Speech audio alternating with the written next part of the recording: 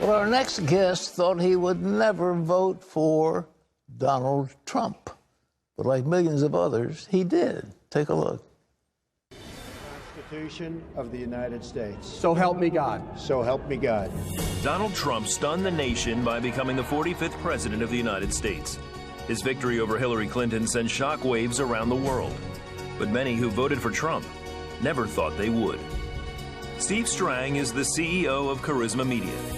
Like many people of faith, Steve supported Trump only because Ted Cruz dropped out of the race. After he personally interviewed Trump last fall, Steve became part of a team of Christian leaders who backed the future president.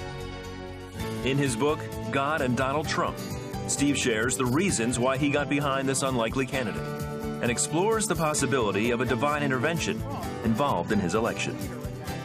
Please welcome back to the 700 Club a good friend and author of an interesting book called God and Donald Trump, Stephen Strang. Steve, good to have you. Thank you. It's a privilege. Why Trump? Why'd you pick him? Well, first of all, it was the alternative. I mean, look who we had to vote for. But also, I began to see what a lot of Christians saw was that God was raising up this man who we didn't even necessarily like. And people have asked me why I wrote the book, and I tell them, you know, Hillary Clinton wrote a book called What Happened. And my book answers the question. That's what... And that is that God intervened because people were praying for some kind of shift in our country. Right. So God answered our prayers in a way we didn't expect, with a man we didn't even necessarily like. Although when you get to know him or spending time around him, you find out that he's very different than he's portrayed in the media. He's kind and loving. Obviously, something's happening in his life, and has happened in the last 10 years. You pointed out in this book about his relationship with his children. That says a lot about a human being, is what kind of kids does he raise. Even Hillary Clinton complimented him in the debate, remember? And that does tell you a lot about a man. And he has very strong family values. He was raised in the church. He was raised a Presbyterian. Of course, he lived most of his life as a secular billionaire. But about 10 years ago, something happened in his life. He became much more serious. He kind of cleaned up his act. So the things that we don't like about Donald Trump, other than maybe the tweet he did yesterday, is from, you know, before that era. And back in that era, he called Paula White one day. You know, she's on TV, and she was like shocked. Why did he call? He said, "I've been watching you on TV." And apparently he watches Christian TV quite a bit. And he said, would you come to Trump Tower and talk to me? And she did, and a friendship ensued. And then all these years later, when he was wanting to run in 2012, he called Paula and said, you need to invite some of your friends who know how to pray. He said, I'm not going to ask them for their support. I'm going to ask them to pray. And of course, he decided not to run. In 2016, he also surrounded himself with Christians fairly early. He seems to enjoy it. He seems to enjoy having people pray for him. And when I started seeing these pictures that were on YouTube of Christian leaders reaching out their hand and praying for him, I was just flabbergasted. I mean, what politician even lets you touch them, let alone pray for them? And you've been around presidents a lot more than I have, but the few times I've been around 4 presidents now, and never were prayers even prayed. Yet Donald Trump seems to enjoy this. And I believe that there is something going on in his heart. And I believe that God has raised him up. You pointed out several people that you admire who had prophetic word way, way back, years in advance, that he was going to be president. Can you tell us about those? Well, I documented in Charisma magazine, and we put it in the book, 4 specific prophecies. There were more than that, but starting with Chuck Pierce in 2008, and then a fireman from Central Florida in 2011, a very unlikely prophet, and more recently, Lance Wallnau, who believed that God was raising him up like Cyrus, you know, who was not a godly king at all, yet he saved Israel.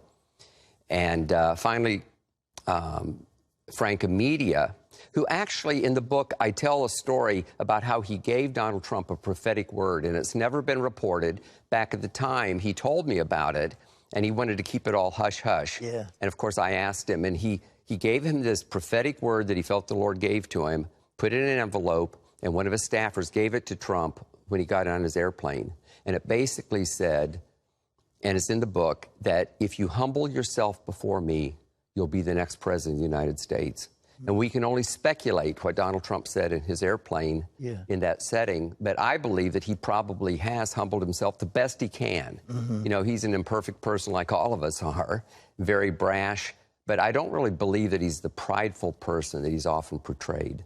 You pointed out about his mother, too, who's from Scotland, and they were there in that Hebrides revival that was so powerful. Could you talk about her? She must have been quite an amazing woman. She was raised a very strict Presbyterian, the Free Church. The Scots call it the Wee Frees. Yeah. And they were very fervent people. Now, she moved to the United States about 10 years before that revival. But that revival broke out among these people that she knew. And she was in some kind of very strong Christian environment growing up, and she influenced her children. She made sure that they came up in the church, that they went through confirmation. And this type of thing. And Donald Trump, you know, attended church. He was in Norman Vincent Peale's church as a young adult.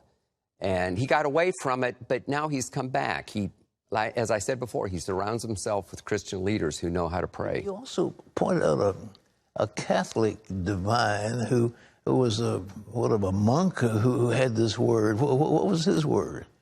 Well, this is one of the surprising things. In my research, somebody sent me a link, and a Catholic priest from Rhode Island told how this Catholic holy man named Thomas Zimmer, he was an American who moved to Rome and lived there for about 30 years, and he prayed all the time and went to Mass all the time.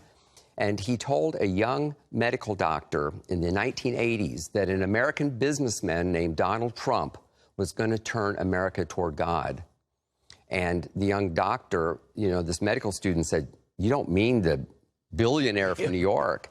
And he said, "Yes." And he said, "I'm so certain that I purchased a brick and put his name on it." And they had this thing where they brick up a door in St. Peter's every so often. And I don't understand all that stuff. But the medical student came back, established a practice in Boston. I've interviewed him. He's very credible. He only remembers this as his word. The old man came back to America in 2008 and died in 2009, so we can't ask him. But he remembered this story, mentioned it to the priest. The priest believed that it was probably true, and it went viral. That's how I happened to find out about it. And I've checked out everything, and we'll never know for sure. But I present it because it's an interesting story. And I believe that if God could talk to these people that I mentioned, who I know and respect, he could speak to a holy man. And notice he didn't say that Donald Trump would be president. He said Donald Trump would turn America toward Christ. And when I interviewed the priest, he told me that he thinks that Donald Trump has already done that. He said when he beat Hillary Clinton, he turned America toward Christ, and then, of course, since then, he's done a lot of other things. You know, when I heard her in that debate defend partial birth abortion, the most hideous type of abortion, and saying she wouldn't touch that, I said, man, that's an extremism we can't have. But I think Trump stood in the way of that. And his policies, we've never had a president like him in history. In the debate, he said that it would be overturned during his administration.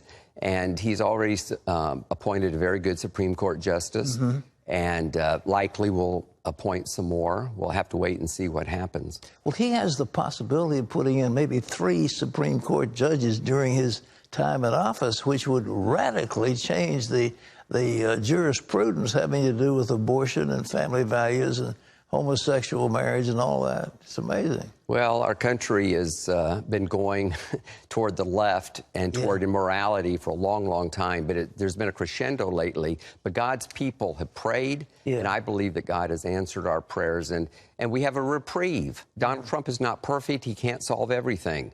But at least we have a reprieve, and we can be encouraged that God hears our prayers. Well, the left has gone after him in a fashion that's never happened in our lifetime. And yet he just stood firm on all these issues. It's amazing. Doesn't faze him. Yeah, it really does. He seems to be having a good time. Yeah. If it was me, I would feel awful from the stress.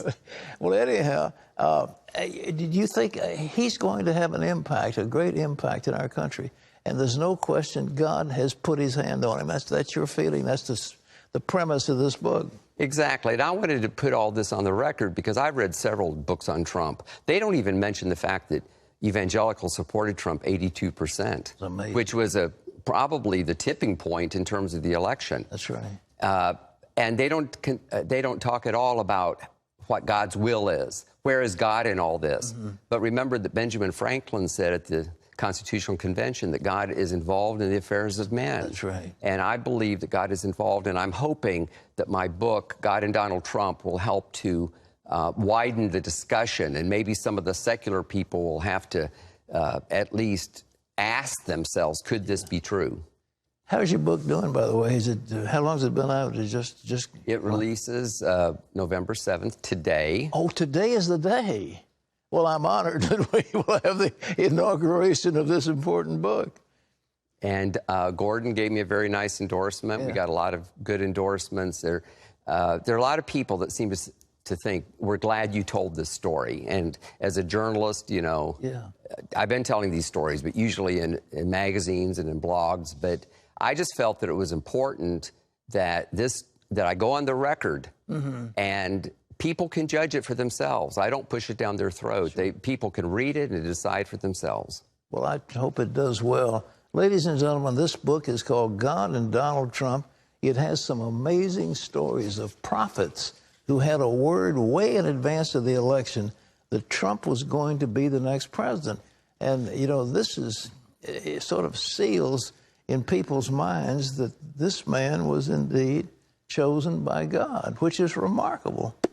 And thank you for writing the book. Well, thank you. Well, I hope it does well. It's available everywhere, right? Everywhere. Everywhere. God and Donald Trump, Stephen Strang, published, and it was an endorsement, a forward by Mike Huckabee, Governor Huckabee, with a number of endorsements on the back. And who publishes it? You published it? I published it. You published it. All right. Well, I hope it does well. Steve, thank you. Thank you. Thank you for being here. God bless you.